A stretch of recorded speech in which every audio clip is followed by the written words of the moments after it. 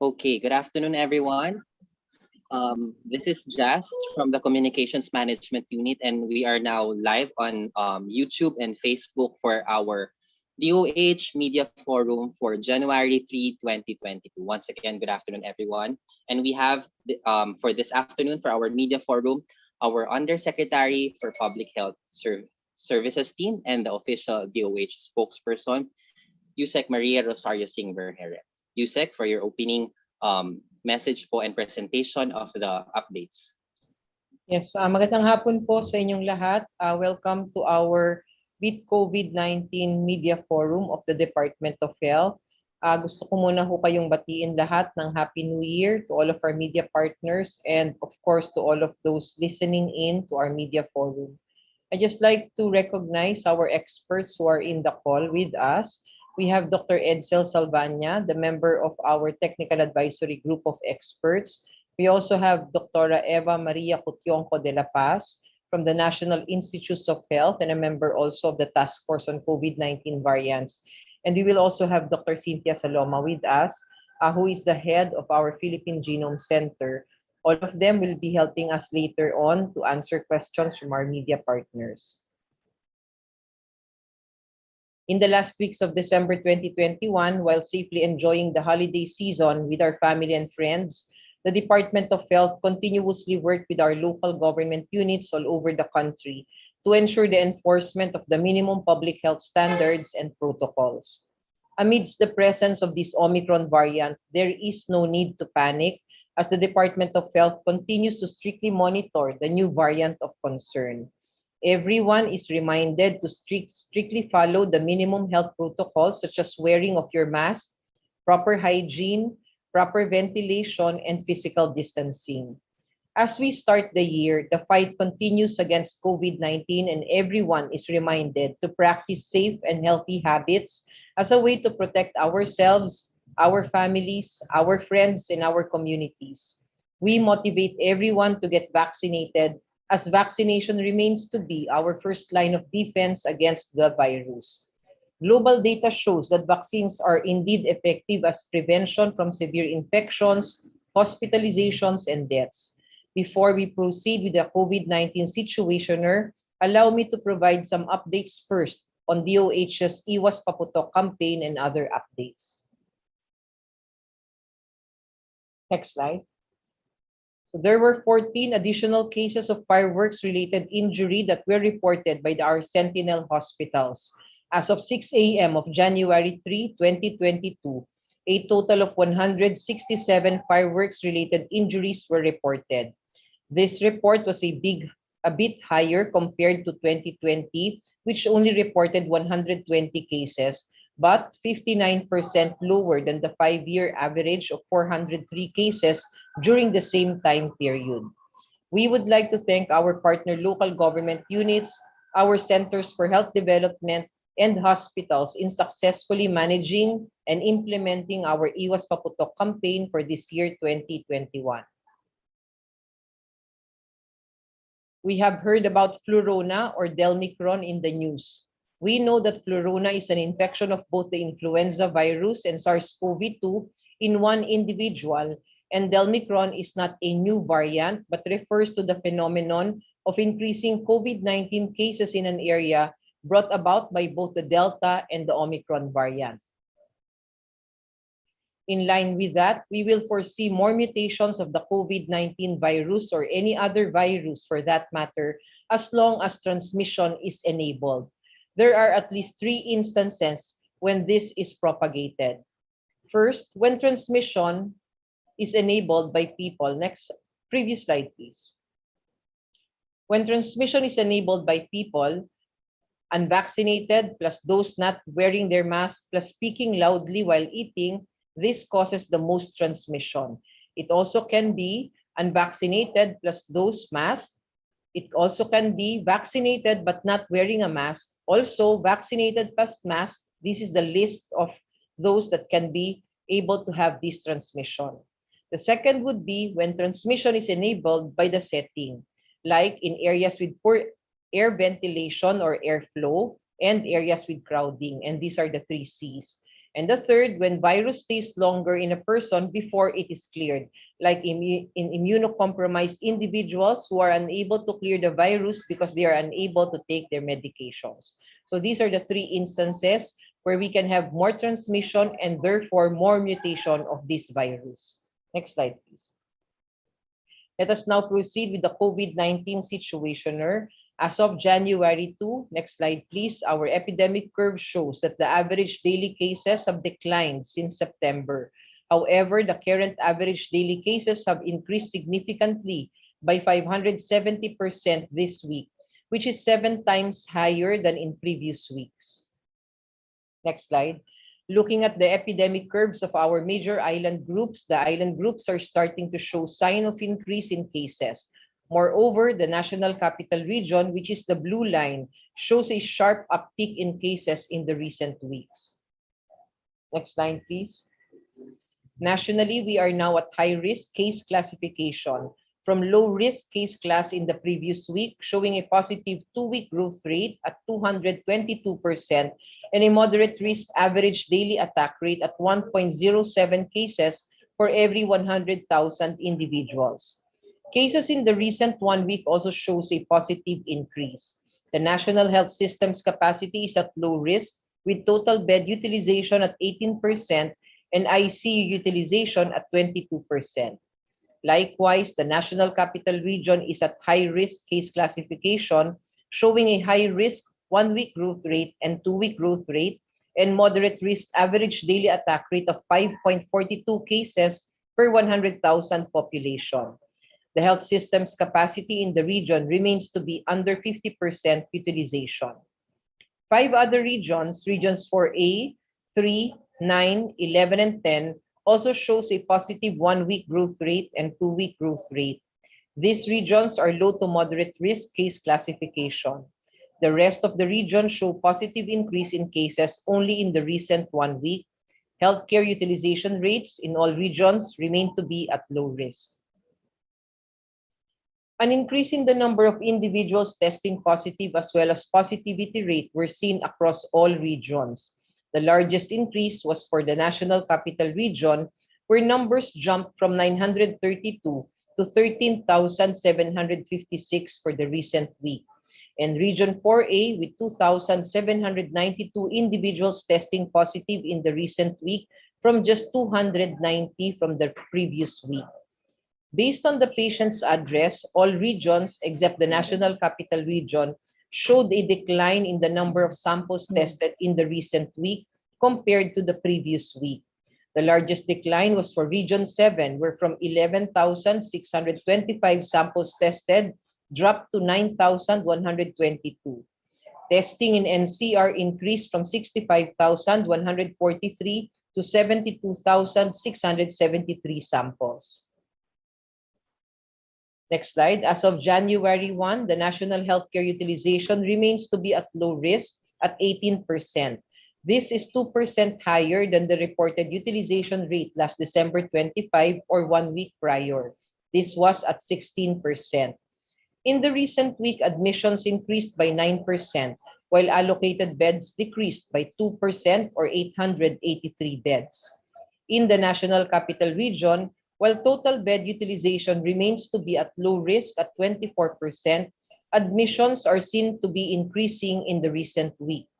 Over the course of 1 week, the NCR saw a 49% increase in admissions accompanied by a 1% or 86 bed increase in allocated beds. Similar to the total bed admissions, ICU admissions or the red bars in NCR shows a slight uptick in the recent week. ICU utilization rate remains to be at low risk, overall at 27% capacity. ICU admissions increased by 103 or 44% in the recent week, while ICU bed allocation decreased by 88 beds or 7%. Let us now proceed to our biosurveillance updates. Next slide. There are now 11 imported cases, 9 returning overseas Filipinos and 2 foreign nationals, and 3 local cases detections of the Omicron variant. Of the 3 local cases, 2 are from Bicol area and 1 from the National Capital Region. All were either asymptomatic or had mild disease. Only 2 cases remain to be active and all have finished their minimum 10-day isolation period. Next slide. As of December 31, among the samples with lineages, 42.48% were Delta, 0.07% were Omicron. During the first detection of this Omicron variant, it was at 4.17% or 2 out of the 48 samples. In our most recent run or detection, 10 out of the 48 samples or 28.83%. Next slide. For our main messages for our minimum public health standards in workplaces and transportation. Next slide. We all know that during this holiday season, most of us were on vacation, had our reunion and gatherings with our family, and most of the infections now are coming from households and the community. But we expect that in the coming days, we will be seeing infections in our workplaces because people will be now returning to work. So these are our workplace tips to guard against Omicron variant. First, we should promote alternative working arrangements or work from home if possible. Second, promote eating on one's desk and not in pantry, not eating together in workplaces. Third, refresh employees on the minimum public health standards guidance. And fourth, we should have a safety officer to enforce the minimum public health standards and the symptom screening among our work areas. Next slide, please. Protect ourselves by first masking. It is still important to wear our mask, do physical distancing, and most importantly, we should minimize the visits in these 3 C's areas like closed spaces, crowded places, and close contact settings. Next slide. Next slide. We'd just like to remind everybody that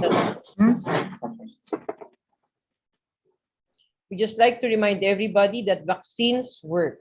Looking at our mortality data, death shows a continuous decline following its peak in September. This coincides very well with our progress in vaccination. Next slide.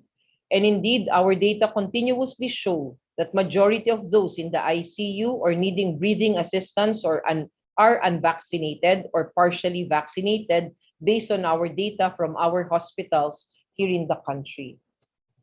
We reiterate that vaccines with emergency use authority in the Philippines are safe, effective, and free.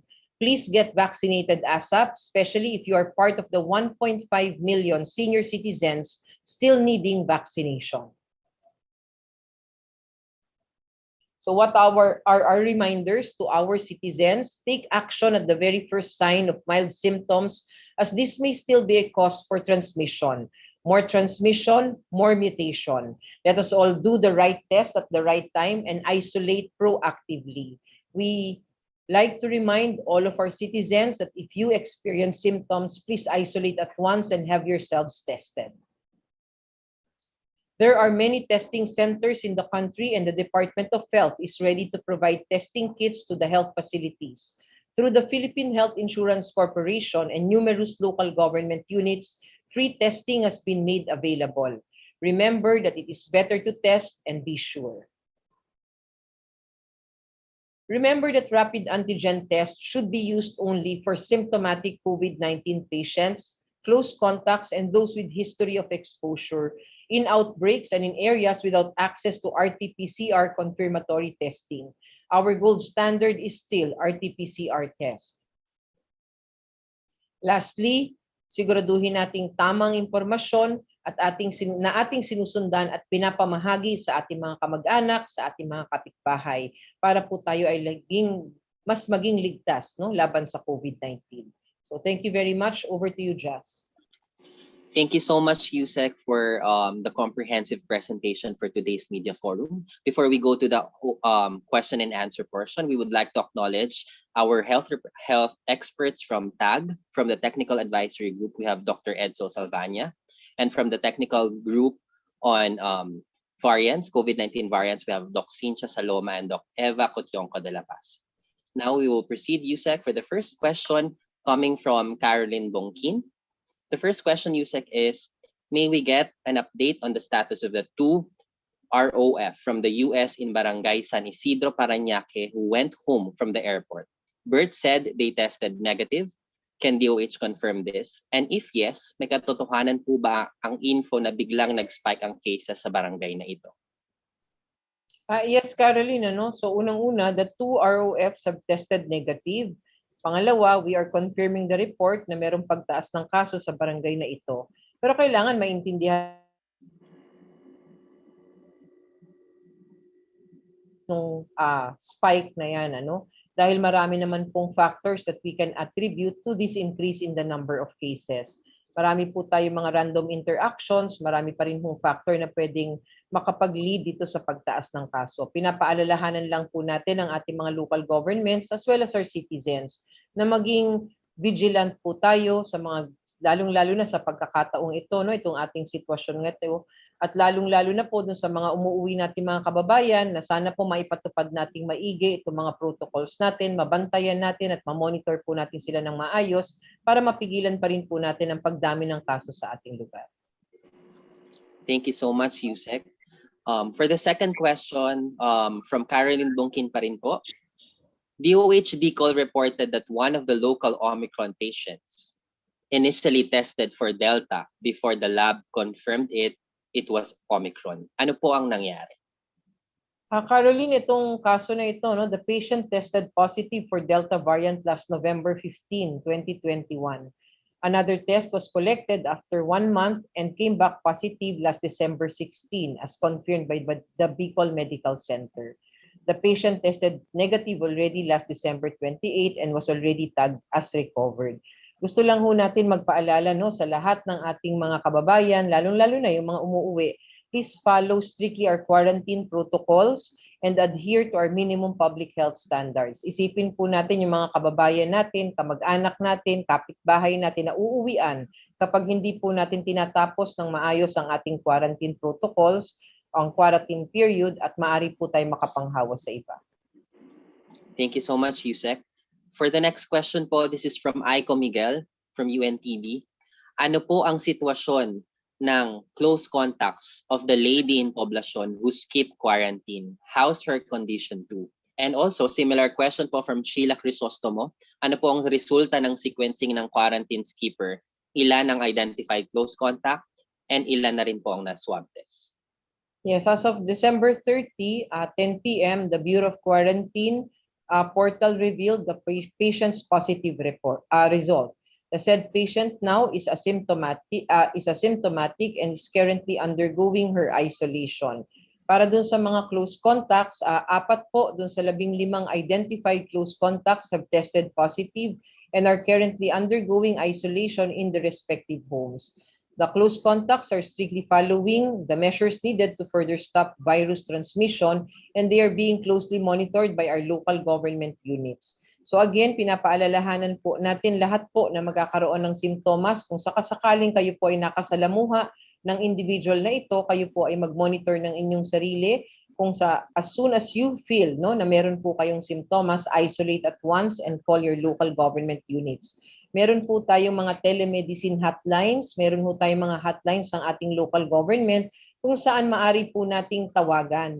Hindi po natin kailangan agad-agad sumugod sa ating mga ospital o mga emergency room para magpa-check up. Maari na po tayong magpa-check up through telephone by just staying in your home. Let us be helpful in preventing the overwhelming of our hospitals or yung pag-congest ng ospital. If we are just experiencing mild symptoms or wala naman pong masyadong simptomas, maaari po tayong gumamit ng ating telemedicine hotlines. Thank you so much po, Yusek. For the next question of Aiko Miguel, Yusek, may malinaw na po bang kaso ang ihahain against this person po na nag-skip po ng quarantine? Marami po tayong mga provisions ng ating mga batas na maaari po nating pag-aralan para makita natin kung ano po yung mga naging violations with regard to this individual. But of course, it is the Department of Justice na gagawa nito at mag-aaral kung ano po ang pwede natin maihain na kaso. Just to reiterate, the national government is positioning na sinasabi po ng lahat po ng ating mga secretaries, cabinet officials, lahat po na magva-violate sa ating quarantine protocols will be sanctioned according to the rules of the country. So, pinag-aaralan po ngayon kung ano po yung ating mga violations na pwede po o sanctions no na pwede po nating ihain laban po dito sa mga nagva-violate ng ating quarantine protocols. Thank you so much po, Yusek. Third question po from Aiko Miguel, Yusek. With Philippines' current situation, will hospitals be expanding their bed capacity for the COVID-19 cases? Of course, Aiko, no? So, hindi pa man tumataas ang kaso dahil sa Omicron, nagbabasta na po ang Department of Health together with the local governments, together with our hospitals. Tayo po ay nakapagbigay na ng abiso 2 weeks prior to this week, no? Dun sa ating mga ospital, sa ating mga facilities that they should be already expanding their beds, stockpiling their medications, and also yung mga equipments na kailangan ay kailangan naka-prepare na. So we are ready for this. And kung ano man po yung na-experience natin nung tumaas ang kaso, nung nag-Delta variant, tayo po ay mas handa na ngayon dahil atin pong naranasan na yung ganong kadaming mga nagpunta sa ospital at prepared na po tayo lahat. Thank you so much, Yusek, for the clarification. For the fourth question po of Aiko Miguel, ilan po at ano ang sitwasyon ng close contact ng 3 reported local cases of Omicron? As already you have discussed na rin po ito sa MF deck niyo, Yusek. Similar question din po kay Sheila Crisostomo. Ilan po ang na-identified close contact ng mga 10 bagong kaso ng Omicron variant? Meron tayong identified na 3 close contact kung saan isa ay nakapag-test na negative siya. Yung dalawa for retesting pa and are still under quarantine. Lahat po ng local cases natin had been traced. They were located. Nakakumpleto po sila ng 10-day isolation as required no by our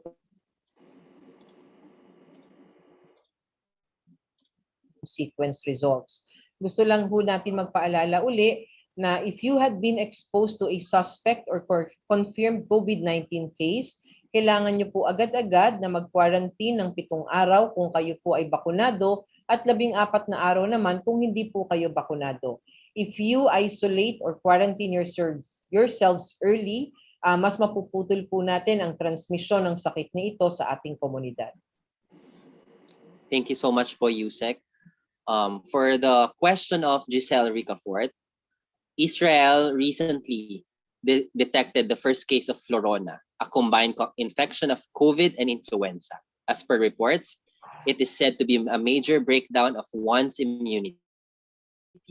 May we ask for DOH statement or more info regarding this po? Yes, thank you, Jas. I will refer this question to Dr. Edsel Salvania to answer regarding the florona. Dr. Edsel? Yes, thank you, Yusek. This is actually not unusual. This our very first COVID death in the Philippines back in January 2020. A Chinese national had both influenza B and coronavirus, and he also had streptococcus pneumonia. So it doesn't mean it's a major breakdown. It's an unfortunate confluence of events na na-expose ka sa dalawang pathogens.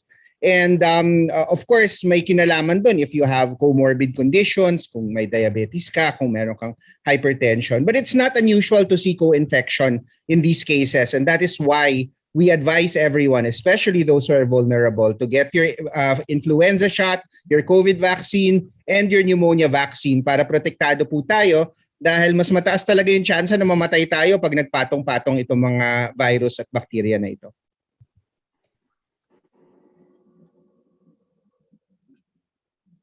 Thank you so much, Doc Edsel Salvania, for the very, very comprehensive answer regarding the florona po. Yusek, for the next question po from Sheila Crisostomo. Number 1 po, according to Doc Thea, DOH is recommending repeat swab tests before COVID-19 cases are discharged from quarantine. Has this been approved by IATF? We do not need to go through IATF with this kind of protocols, Sheila. it is the Department of Health issuing guidelines regarding this, as we are the ones with a mandate for health. Hindi po lahat ng COVID-19 cases ay tinetest natin prior to discharge. Ang atin pong guidelines or policy na meron, lahat po ng merong variants of concern bago po natin sila i-discharge, specifically Omicron ngayon, bago sila ma-discharge from their isolation, they need to have a negative test before being discharged and declared recovered, no? So hindi lahat, Sheila, ay isa-subject natin sa repeat test bago ma-discharge. Only those with the detections of Omicron sa ngayon. Thank you so much, Yusek, for the clarification. For the second question po of Sheila Crisostomo, is DOH recommending to local government units to impose mobility regulation for our children now that Omicron variant cases are increasing? Nagbigay na ng pahayag si Cabinet Secretary and Acting Spokesperson of the Office of the President regarding children going out, no? So nakalagay dun sa kanyang pahayag, ayon sa IATF din na pagkakasundo, ang mga bata bawal munang pumunta sa mga leisure activities. Sila po ay papayagan pa rin mag-exercise, of course, no, for sunlight, for exercise sa labas, pero yung pupunta sa matataong lugar, ito po ay medyo i-regulate muna natin. Katulong po natin ang ating mga local governments at saka ibang ahensya ng ating gobyerno. Thank you so much, Yusek. For the next question po from Jocelyn Dominden po. Good day, Yusek Vergere. My batchmate texted me po. Meron daw pong call center sa Cainta na maraming positive sa COVID. Particular po yung Wave 127 Department. At inililihim daw po ito sa ibang departamento. Saka yung mga employee, pinapasagot muna sa kanila yung pang-swab, though inire-reimburse naman daw po. Paano po yung mga walang kakayahan magbayad ng swab test kung hindi agad i-shoulder po ng kumpanya at hindi agad makapag-test sa mga employee dahil walang pera? Di po ba nakakabahala na lalong mag-spread ng infection? Yung iba, ipinang-utang pa raw po ang pang-swab. Nakarating na po ba ito sa Cainta LGU or even sa Department of Health? Yes, Jocelyn, hindi pa ho nakakarating. Ito po ay atin pong pinaiimbestigahan. And then we will be doing necessary actions kung sakasakali. Meron ho tayong Department Memorandum ng Department of Health 2020-0220. This is the interim guidelines in workplaces regarding testing. At dito po nakalagay na kailangan kung sakasakaling nagkaroon po kayo ng exposure, kung sakaling nag-quarantine kayo o nagpositibo kayo at nag-isolate, bago po kayo makabalik sa inyong pagtatrabahuan, kailangan po ay may test results kayo. Ang pangalawa, ito po ay isang bagay na kailangan imbestigahan kung sakasakaling ang totoo. Binabalaan po natin ang ating mga employers na ito pong mga ganitong practices will just cause more spread of this virus. Alalahanin po natin na mas transmissible po itong Omicron variant. Ang atin pong incubation period ay shorter. So para po sa safety ng lahat and para hindi rin po makapag-contribute sa pagtaas ng kaso ang ating workplaces, let us ensure that we will be implementing our protocols in our workplaces. Kung meron pong may mga sakit, kailangan agad i-extract, ipa-isolate, mag-contact tracing at makipag-coordinate po tayo sa ating local governments para alam po natin ang next steps na dapat nating gawin. Maipatest din po ng libre ang ating mga close contacts or those who were exposed to the positive individuals. Thank you so much, Yusek, for the clarification and information regarding this issue po. We have question po from Rafael Bosano, Yusek. The question po ay, are health authorities still able to establish linkages between the cases of Omicron to maintain its stand that local transmission remain to be of high possibility? With more cases of Omicron variant detected, can the sudden rise in cases now be attributed to it? Similar questions din po kay Lay Alves, na establish na po ba ang local transmission ng Omicron variant? Yes, so Jazz, I'll call on again Dr. Edsel Salvania to better explain the response to this question. Dr. Edsel. Yes, thank you, Yusek. The way that yung ganitong pagsabi na whether it's community transmission or not, kailangan po kasi natin ipakita na yung mga local transmissions are no longer traceable or linked to imported cases or clusters. And that takes time, you know, it has to be, you need to do a lot of gene sequencing to do that. Pero that is what we call definitive evidence. Pero syempre, hindi naman actionable yun kasi baka 2 linggo bago lumabas pa yon. Pero based dun sa pinapakita ngayon na maraming nagkakaroon ng breakthrough infection, lalo na dun sa mga vaccinated, even some people who are boosted, pero mukhang mild yung lumalabas sa mga ito at yung pagtaas na ubod ng bilis. Alam naman natin, mas maikli yung incubation period nitong Omicron, mukhang there's a possibility na meron ng Omicron na umiikot, hindi pa natin alam kung anong proportion. Kasi like for instance sa Amerika, ang nakikita nila ngayon, kalahati Delta, kalahati Omicron. And alam naman natin, kakagaling lang natin sa holidays, so marami nakahalubilo. So that's why very important na gamitin pa rin natin yung ating tools, magpabakuna pa rin tayo dahil bagamat okay, siguro meron ngang Omicron component ito, yung Delta na mas nakamamatay, umiikot pa rin. So the important action points are the same. Protect yourself and protect other people, wear your mask, the face shield, especially in high-risk situations, get vaccinated, and if you qualify, get boosted. Thank you. Thank you so much, Doc Edsel. Next question po, Yusek, from Rafael Bosano po. What is the situation in hospitals now, especially those that needed to temporarily close yesterday? Are there any reports of healthcare workers who have already been affected with this recent high in cases? How prepared are the manpower of hospitals in case HCWs or our healthcare workers get infected? Yes, Rafi, no? Ito pong sitwasyon natin ngayon sa mga ospital, naririnig nyo naman na tumataas po ang mga numero, no? Compared to the previous weeks, tumataas ang admissions natin sa ating mga ospital, katulad ng present po kanina, but mostly are mga mild to moderate cases po ito. Pangalawa, ito pong ating ospital ng Abad Santos General Hospital ng City of Manila, katulad ng pagpapaliwanag po namin sa inyo kahapon, nagsara temporarily dahil yung mga mild cases po nililipat natin sa kanilang mga isolation facility so that we can decongest the hospital. So lahat po ng mga ospital ngayon may close coordination po sa Department of Health so that we can monitor them closely. We are seeing that there are a number of cases being managed in our emergency rooms. Tumataas po ang numero ng mga pasyente na pumupunta sa emergency room. Kaya po kami ay nagpapaalala sa lahat po ng ating kababayan, huwag po tayong agad-agad pumunta sa mga ER ng ospital. Meron po tayong mga telemedicine services, meron po tayong hotlines ng ating local government health facilities para ito na lang muna po ang ating gamitin para hindi tayo mag-congest sa ating mga ospital. Pag pumunta po tayo sa ospital din, kahit mild ang simptomas natin, mas nandun yung risk natin na baka mahawa pa rin tayo ng ibang mga sakit. So we advise our public na kung kayo po ay nakakaranas ng mga simptomas and it's just mild symptoms, you can use our telemedicine providers. Meron ho tayong PhilHealth benefit package na ino-offer natin dyan and this service can be free because of PhilHealth. Kaya ito na lang muna po gamitin natin so that we do not congest our hospitals as of this time. So ayun po ang ating estado ngayon, but if you look at our overall utilization, wala pa hong lumalakpas naman sa 50% no capacity for our hospitals across all of the regions in the country. Thank you so much, Yusek.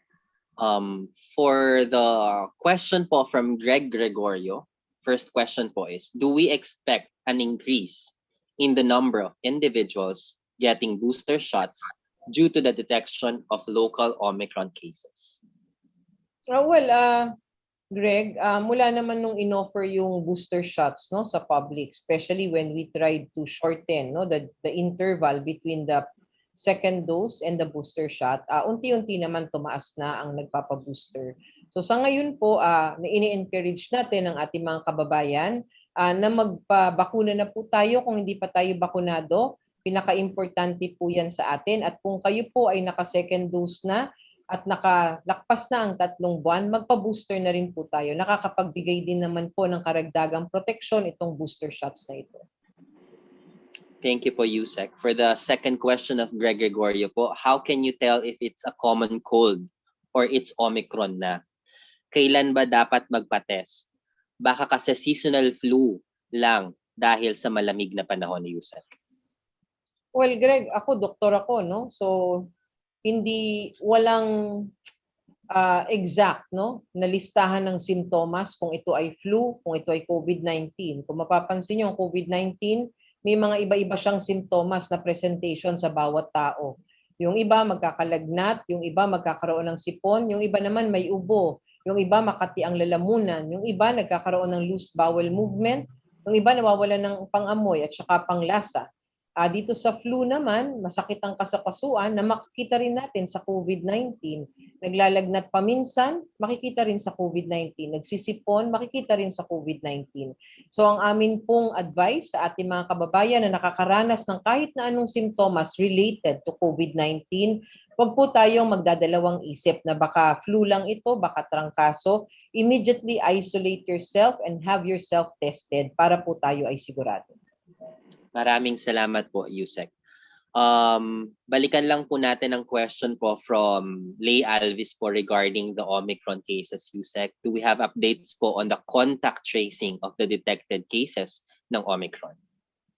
Lay, we are going back, no? Magbabacktrack tayo. Pero what we can give you as an information, yung patient 1 natin, yung close contact niya na isa ay nag-test negative na.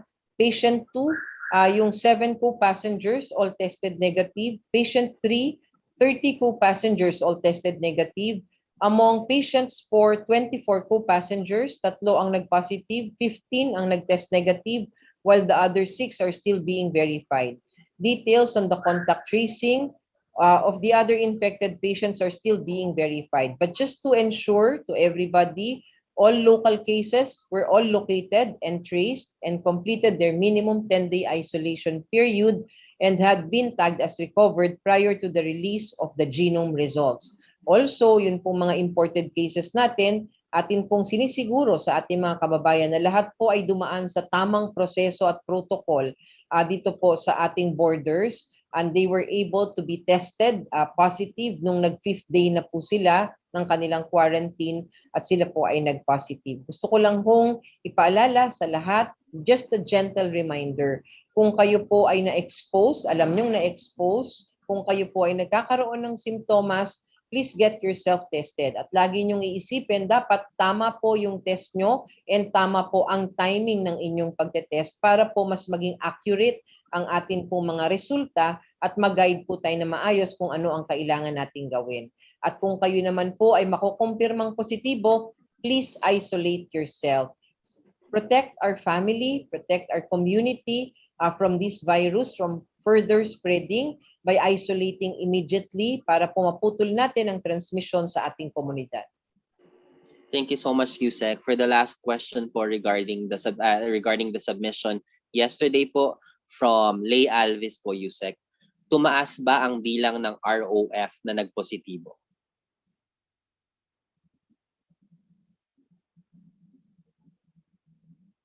Yes, Lay. Jazz? Yusek, can you hear me now? Yes. Okay, sorry po, Yusek. Last question po from Lay Alvis po. Tumaas ba ang bilang ng mga ROF na nagpo-positibo? Sa ngayon, Lay, ang nakikita natin, yung atin pong mga may Omicron detections, dito po, 11 po yung imported, 9 ang ROFs, and 2 po ay foreign nationals. No? So tinitignan pa rin natin ang datos kung yung trend natin of positive cases sa mga returning overseas Filipinos are indeed increasing. We will give you information in the coming days.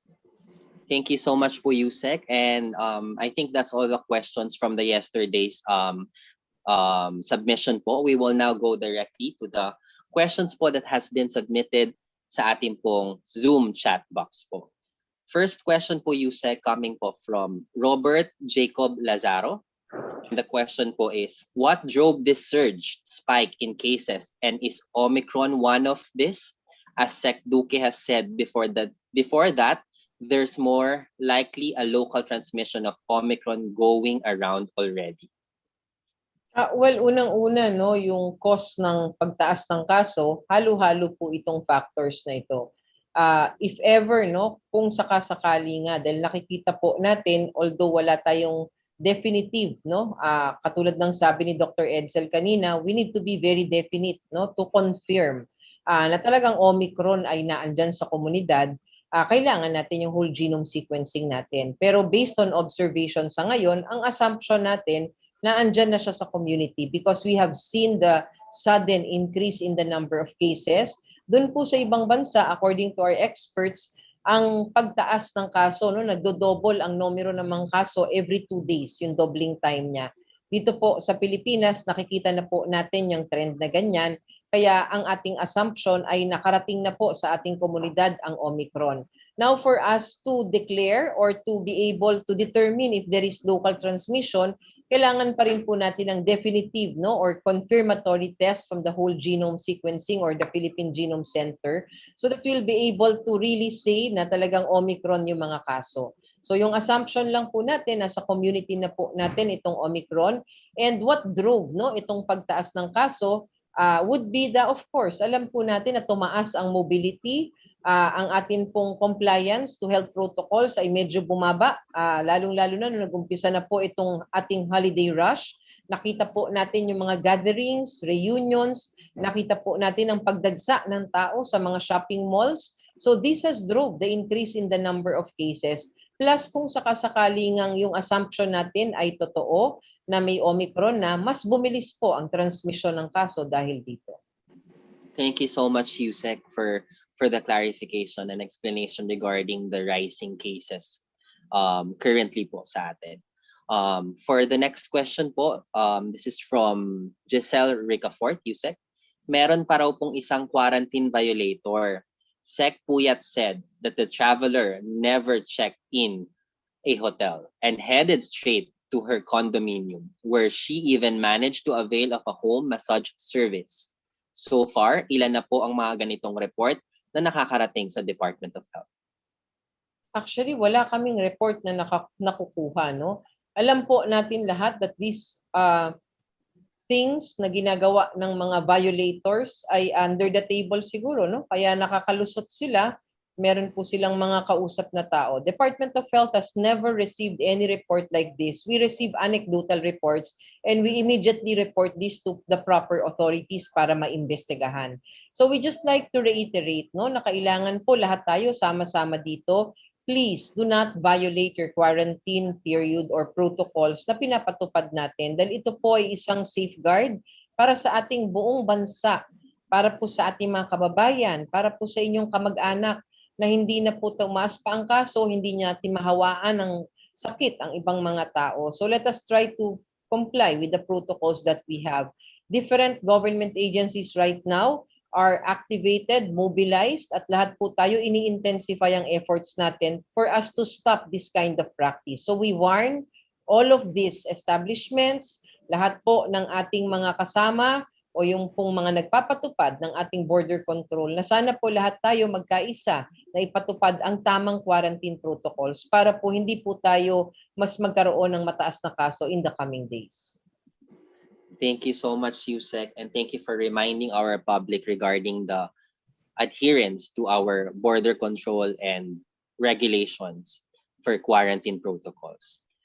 For the next question, Yusek, this is from Cedric Castillo. Ano ang reaksyon ng Department of Health tungkol sa mga kaso ng healthcare workers na nagpositibo sa COVID-19? Dahil ayon sa ilang hospital chiefs, ay nakukuha daw po ito sa family gatherings, parties, nung Kapaskuhan. Well, ang healthcare workers naman ay hindi naman po sila iba sa mga ordinaryong tao katulad natin. May mga pamilya din naman po sila at meron din naman po silang mga Pasko na sinelebrate with their families. All of us did that, but in very safe spaces at saka yung pagsunod sa protocol. So kung sakali pong nagkaroon ng mga sakit ang ating healthcare workers, Tama po yan, ang assumption natin, nakuha po nila sa kanilang komunidad dahil nagkaroon po ng mga pagsasalo-salo dahil sa Kapaskuhan. So sa ngayon po, pinapaalalahanan lang po natin ang lahat na yun pong ating safety protocols kailangan talaga lagi nating ipatupad para po makakaiwas tayo sa mga ganitong infeksyon, lalong-lalo na po kailangan po natin ngayon ang ating mga healthcare workers dahil po nandyan na naman po ang pagtaas ng mga kaso dito sa ating bansa. Thank you so much, Yusek.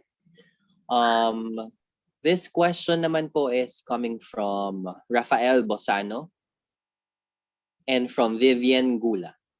What do the latest PH hospitalization data show about the effect of COVID-19 vaccine?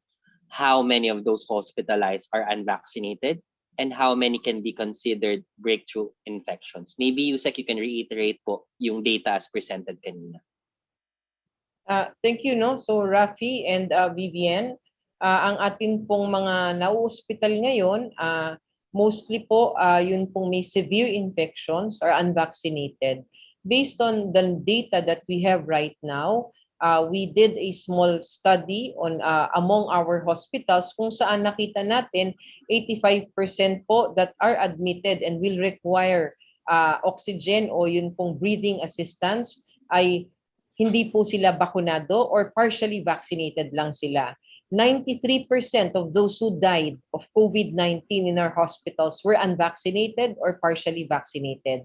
So this just gives us, no, ito pong ebidensya kung saan ang atin pong mga bakuna ay nilalabanan o binibigyan tayo ng proteksyon laban sa severe infections and death. So sana po lahat po tayo, lahat ng pwede na or eligible na magpabakuna po tayo dahil hanggang sa ngayon pinapakita pa rin ng ating mga bakunang ito na ito po ay epektibo at mapoproteksyonan tayo laban sa severe infections and deaths and hospitalizations.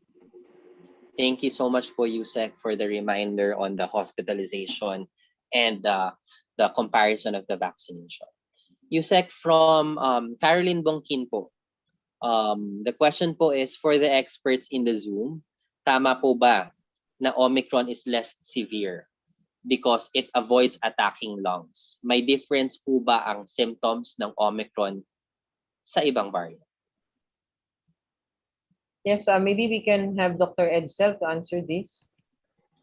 Yes po, actually yung data na latest from the UK comparing 500,000 patients with Omicron and 500,000 patients with Delta shows that Omicron is less severe than Delta by about threefold less. So 1/3 yung hospitalizations from Omicron compared to Delta across all groups, whether vaccinated or unvaccinated. Siyempre, mas mababa yung sa bakunado tapos Omicron.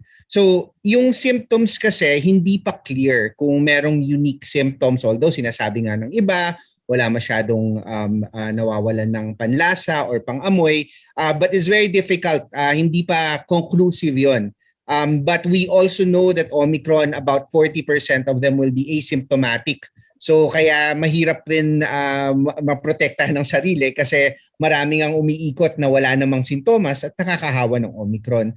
Ang important is that we protect the most vulnerable. Kasi kahit sabihin pa natin less severe yung Omicron compared dun sa Delta, yung mga vulnerable, mas mataas pa rin yung chance nila magkaroon ng severe kahit 1/3 less than Delta dahil vulnerable po talaga sila. So it means that pag halos lahat malamang, yun nga, pwedeng mahawahan itong Omicron kahit nabakunahan na sila, kahit nagkaroon na sila ng ibang COVID before, pero yung protection from severe remains. And so, on top of the fact na less deadly nga itong Omicron compared to Delta. Ang problema natin is dahil ang bilis-bilis makahawa ng Omicron, kahit sabihin mo, imbes na 1% yung mamamatay, 0.3% lang, kung yung basihan ng 0.3% mo is much bigger, a much bigger number than yung sa Delta dahil mas madaling makahawa itong Omicron,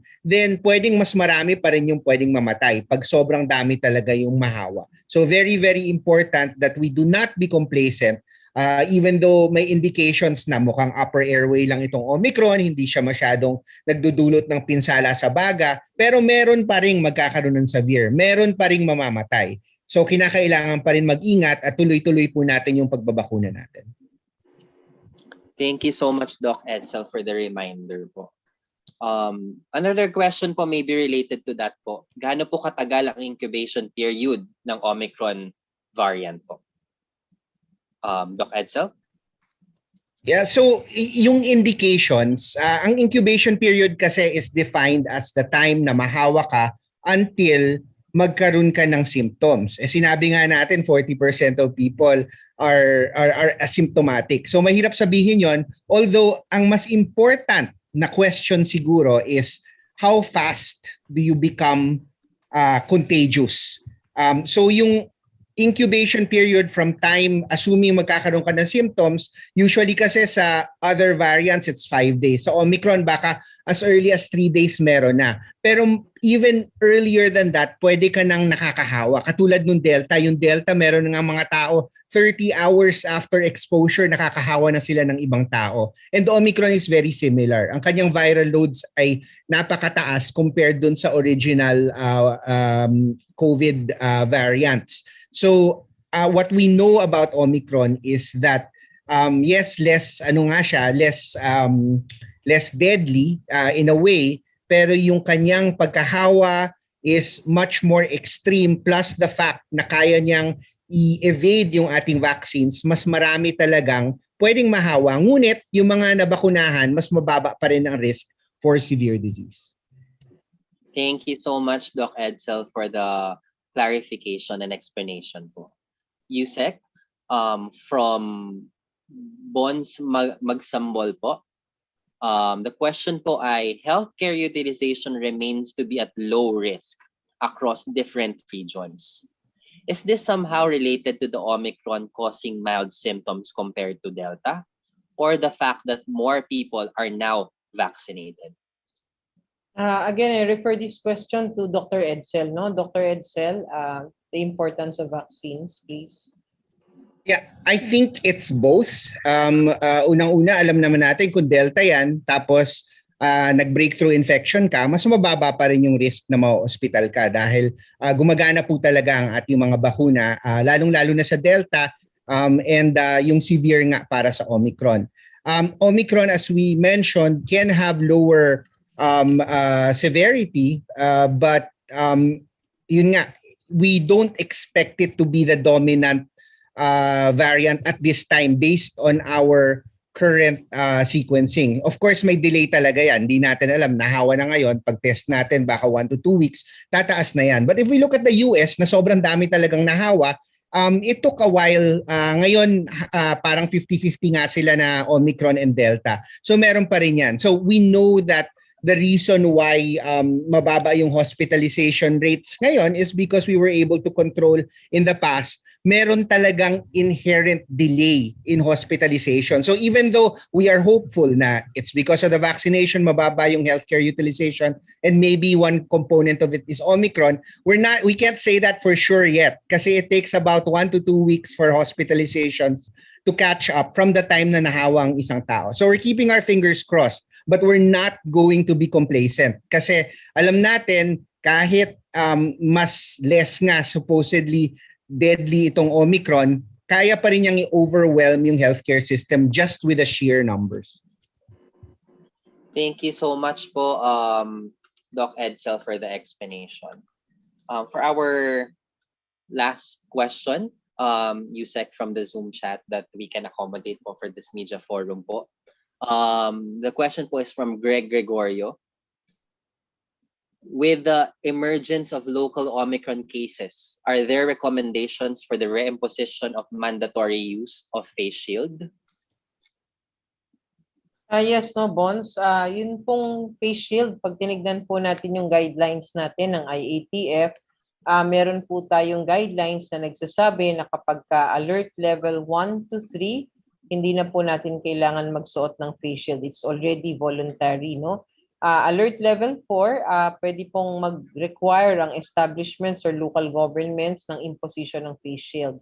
But alert level 5, ito po ay magiging mandatory for everybody that face shields should be used already. So sa ngayon po, tayo po ay nasa alert level 3. Hindi pa ho natin inirekomenda ang paggamit nitong face shield, no, para sa ating populasyon. Pero syempre, pag-uusapan pa rin po lahat yan based pa rin sa recommendations ng ating experts at sa approval din at pag-uusap sa IATF. Thank you so much, Yusek. Before we close po the media forum, we would like to ask final messages din po from our health experts who are part of this media forum this afternoon po. May we ask first Doc Eva Cotionco de la Paz to give her final message din po and reminder as well. Magandang hapon po sa inyong lahat. Salamat po muli at nandito tayo sa DOH Media Forum. Ang nais lang po naming ipabatid sa inyo mula po sa Philippine Genome Center at sa NIH ay tuloy-tuloy po ang ating pag-sequence. Kung ano man pong variant ang meron, yan po ay ating madedetect through sequencing. Kung hindi, I think very important po uli na ng kooperasyon ng ating mga laboratorio upang sila po ay makapag-submit ng magka-timely submission po sa ating sa Philippine Genome Centers with proper coordination po sa Epidemiology Bureau of the Department of Health upang makapag-sequence po tayo ng mga samples na makakapagbigay po sa atin ng sapat na impormasyon para po sa ating genomic biosurveillance. Yun lang po at mag-ingat po tayong lahat. Thank you po. Thank you so much, Doc Eva. May we ask also Doc Cynthia Saloma to give her message and reminders as well. Magandang hapon po sa ating lahat. Kami po sa UP Philippine Genome Center, kasama po yung ating DOH at ang mga laboratorio sa buong Pilipinas. Nagtutulong-tulong po tayo upang ma-detect natin kung ano ba talaga yung mga variants na nakikita natin sa mga ROFs natin at saka sa mga cases of admissions or clusters of cases in the country. So our staff at the Philippine Genome Center, they're working even during the new year so that we can help our biosurveillance effort to detect these variants of concern. So it is really, really very important for everyone to cooperate. No? Malalabanan po natin itong Omicron at kung ano pang variants na darating kung tayo po ay sumusunod sa ating mga health protocols. And we always bear in mind that these protocols are in place because it is for our protection, for the protection of our families, our communities, at lalo na po yung ating mga healthcare workers. Yun lang po. Maraming salamat. Maraming salamat po, Doc Cynthia Saloma. And for our final message po from our experts, we have Dr. Edsel Salvani. Yes po, actually, nandito na naman tayo. Mukhang dumadami na naman po ang cases. Although may laban po talaga tayo kasi mataas na yung vaccination rate natin sa NCR.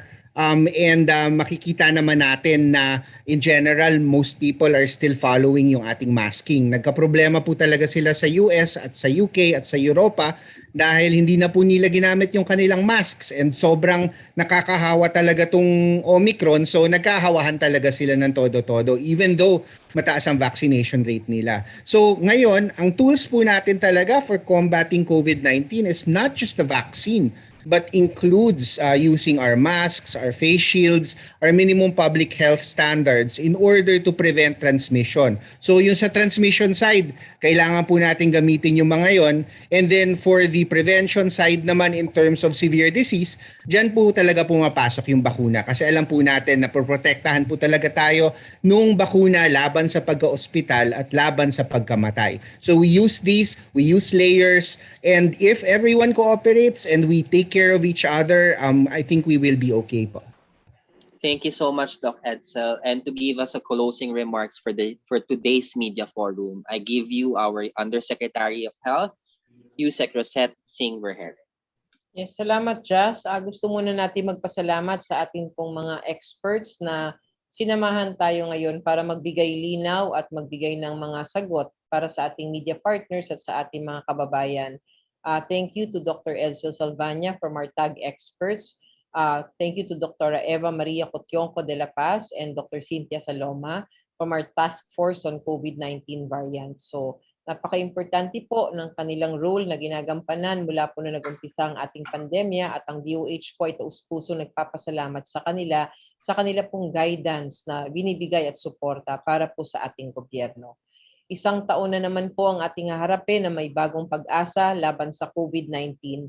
Bagamat narito naman tayo sa Alert Level 3 dito sa National Capital Region at plus areas dahil sa pagtaas ng bilang ng mga kaso, ang ating laban sa Omicron variant, kagaya ng Delta at iba pang variant, ay makokontrol at mapagtatagumpayan natin kung sama-sama po tayong susunod sa health protocols at safety standards. Gayunpaman, tuloy ang serbisyo ng pamahalaan kahit tayo po ay nasa Alert Level 3. Kahit na naririto na ang Omicron variant, huwag po tayong matatakot. Huwag po tayong mangamba at mabahala. Sa halip po, ang pairalin natin, disiplina, pag-iingat at higit sa lahat ang inisyatibong magpabakuna. Hindi naging madali ang hamon ng Delta na pagtaas ng kaso, ngunit sama-sama po nating nalampasan ito. Muli, gawin po natin uli ang naging pagtugon natin at pagkilos ng masinsinan kagaya ng nilabanan po natin ang Delta variant. Ngunit ngayon, ito po ay laban natin against the Omicron variant. May paraan upang mapigilang matabunan ang ating mga ospital at ang ating mga health workers ngayong bagong taon. Ugaliin po natin na sundin ang minimum public health standards. Iwasan po natin ma-expose sa pamamagitan ng pag-uugaling pagsusuot ng mask, pagpapanatili ng physical distance at pag-iwas sa 3 Cs, dun po sa mga confined and closed spaces, crowded places at close contact settings. At kung kayo po ay na-expose, kaagad po kayong mag-isolate at dali-dali po kayong makipag-ugnayan sa inyong local governments and do the right test at the right time. Dagdag paalala po sa mga paggamit ng antigen test, tutugma para po ito sa mga simptomas. So mas accurate po ang resulta ng antigen test kung gagamitin po natin ito sa tamang paraan at sa tamang time. Ibig sabihin kapag kayo ay may simptomas, dyan po pinaka-accurate ang resulta ng ating antigen test. Kung sakaling na-expose po, siguraduhin niyo po na kayo po ay magpapatest ng RT-PCR upang mas maging tiyak ang ating resulta. Marami po tayong testing center sa iba't ibang bahagi ng ating bansa at naririn po ang atin pong mga DOH, ang atin pong cluster po ng National Task Force. Nagbibigay po tayo ng libreng testing kits sa ating mga local governments para matulungan po natin ang ating kababayan na magkaroon ng access po dito sa mga test na ito. Kasama po niyan, meron din po tayong PhilHealth benefit para po dito sa ating testing. Kaya po wala po tayong dapat ikabahala kung kailangan nyo magpa-test. Meron po tayo sa bawat mga testing centers natin. Halina't magpabakuna rin po tayo, lalong-lalo na sa madaling panahon, lalo na ang ating mga kababayan na nakakatanda, our A2, yun pong ating mga kababayan na may mga sakit, ang A3, at yun pong ating mga kabataan. Batay po sa ating mga datos, garantisadong epektibo at ligtas ang ating mga bakuna at higit sa lahat, ito po ay libreng binibigay ng ating gobyerno. Para po sa ating mga kababayang maari ng magpa-booster, kaagad na po kayong tumungo sa ating vaccination sites, dagdag bakuna, dagdag proteksyon para sa ating lahat. Lagi po nating tatandaan na laging maniwala sa tamang impormasyon dahil ang tamang impormasyon ay paraan to save lives. Muli, mag-ingat po tayong lahat at ating tatandaan na ang Pilipino po ay masunurin sa minimum public health standards at may tiwala po ang ating mga kababayang Pilipino sa bakuna dahil may malasakit po tayo lahat sa masa. Maraming salamat po at we will see all of you on Friday. Thank you very much to our experts and thank you, Jazz. Thank you so much, Yusek. Thank you, everyone.